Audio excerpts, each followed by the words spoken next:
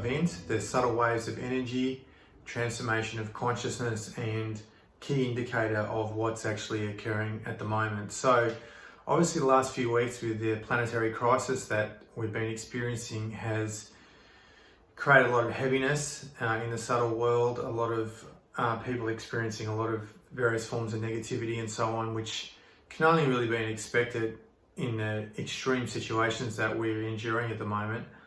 But on Tuesday night, Australian time, the very, very powerful subtle waves of energy started coming through again, which rebalanced things. And a few weeks ago, I did say that the law of polarity means that things tend to balance themselves out over the long term. And with this sort of waves of despair and grief and frustration that many have experienced, now we're seeing that we're emerging from that collectively, and that the subtle waves of energy have changed rapidly.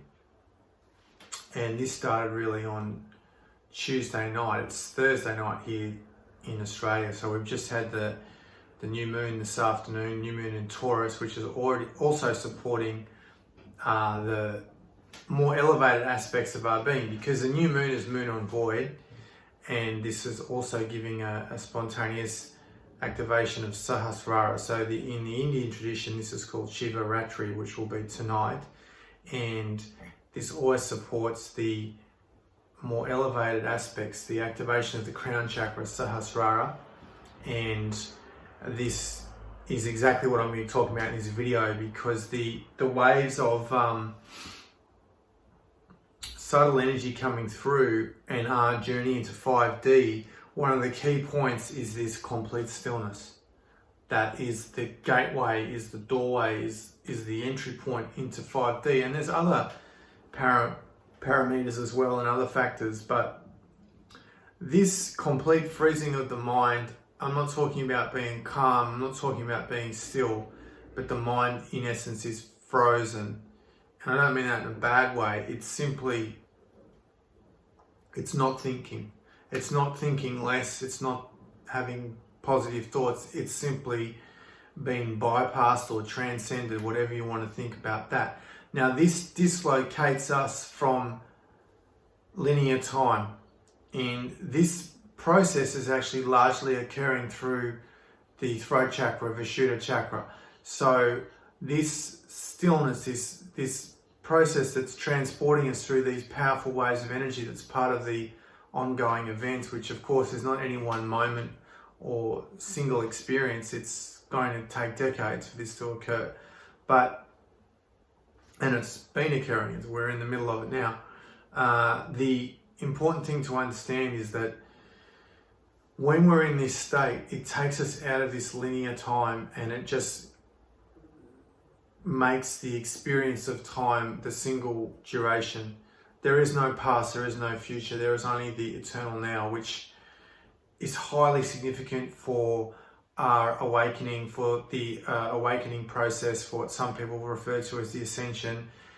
Whatever definitions you give to it, what's important to understand is that this is the funnel, or the parameter, or the indicator of how these processes are going. There are other meditations that we can do to energize the body, energize the chakras, experience different states and so on. They're all valid, but when this starts happening spontaneously, it's a real indicator that this is a very sublime state, very, very significant, because we're going beyond the limitations of the mind, and that's really part of the awakening process. So this is also dislocating us from space as well. And in the beginning, this is just happening in very short bursts, because our consciousness needs time to adapt to this new reality that we're experiencing. And if we would go from just 0 to 100, it would be too much. We wouldn't be able to cope with it. It would be very, very confusing, and it would create a lot of confusion. Basically, we wouldn't understand this process of what's occurring. So this stillness, what to do with it? Well, nothing at all, actually. It's the beauty of it in a way. With our human mind, we're always wanting to complicate things. If something's simple, it mustn't be good or powerful or whatever. It's completely opposite, and that's really a return to some of these principles of this transformation that we're going through is that simplicity is a very beautiful thing. It's very, very powerful actually. So the effect of the waves of energy is this freezing of the mind.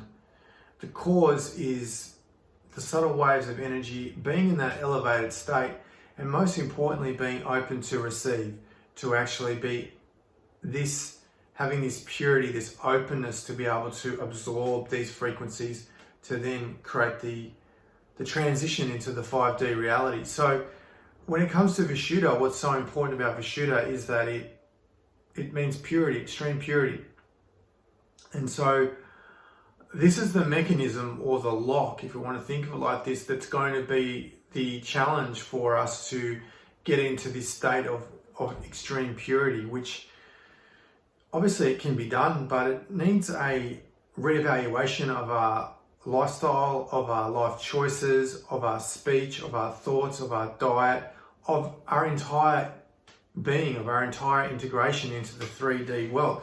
Because a lot of people in the awakening community, they really look down as a 3D world as it's some sort of, really dark, limited place. But the truth is that it's like a springboard to go into the 5D reality, and the 3D reality is captured within the 5D reality. So in this way, it's having a function, but it is an opportunity or a platform or a springboard for us to move into the more superior states while also simultaneously existing in the 3D reality at the same time.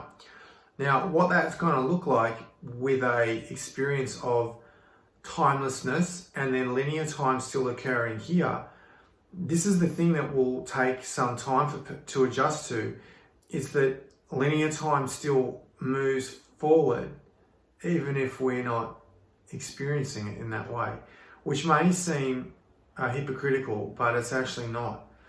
And the only way to understand this is to experience it experientially. But the main point I wanted to make in this video is that I know people have been really challenged by what's been occurring with all the various restrictions, the economic fallout. I mean, it's really ongoing. It's really only the beginning of what we're facing with this crisis. But the waves of subtle energy are coming through powerfully now, and particularly last night again, it was a very powerful activation of the heart chakra. And this is really the balm or the ingredient that we all need to reconnect to when we're challenged, whatever's happening, whatever we're going through as far as relating to the crisis or our experience of it in whatever form. And I know that's very different for many people, but our challenge is to reconnect to that heart energy, which it can be difficult at times because there are ongoing challenges here, and we're also facing all kinds of opposition in different ways and different levels to try to stunt or inhibit or slow down the awakening, which at the deepest levels is much of the agenda of what we see occurring at a planetary level now. It's actually to try to hijack the awakening, to distort it or to inhibit it in some way. So keep that in mind, because that is going to play out in how we are able to move through and navigate the shift and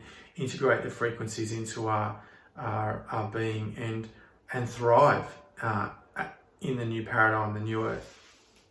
So for this reason, if you start to experience these time slippages, is what I'm referring to basically now, is I would say a more truthful experience of time, but it will seem distorted in comparison to the 3D reality, is to actually not do anything. Because if the mind gets engaged, that's when the state actually just disappears, and the mind is in some ways an obstacle. So don't think about it. Don't try to analyze it. Am I doing it right? Am I doing it wrong? Don't try to use thought as a way to engage this process.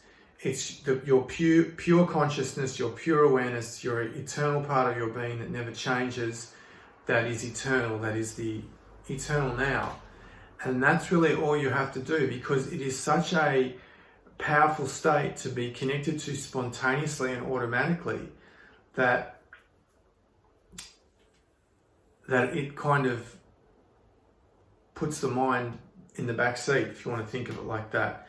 And again, it's activating the Vishuddha chakra, which is a very, very elevated state of consciousness. And our real work, which I'll talk about in other videos, this is part of the content of the book that I'm writing, is really to put ourselves in a position where we can actually receive, integrate, and experience this consciousness, which will depend on how much inner work we've done and all the factors that I'll be talking about in other videos, because this Vishuddha chakra is very delicate. It's very delicate in the sense that it doesn't respond well to various forms of negativity or impurities in whatever way, mental, in the form of thoughts, concepts, ideas, emotional issues, and speech and actions, and everything. I mean, what we watch, what we listen to, our conversations, it's Vishuddha.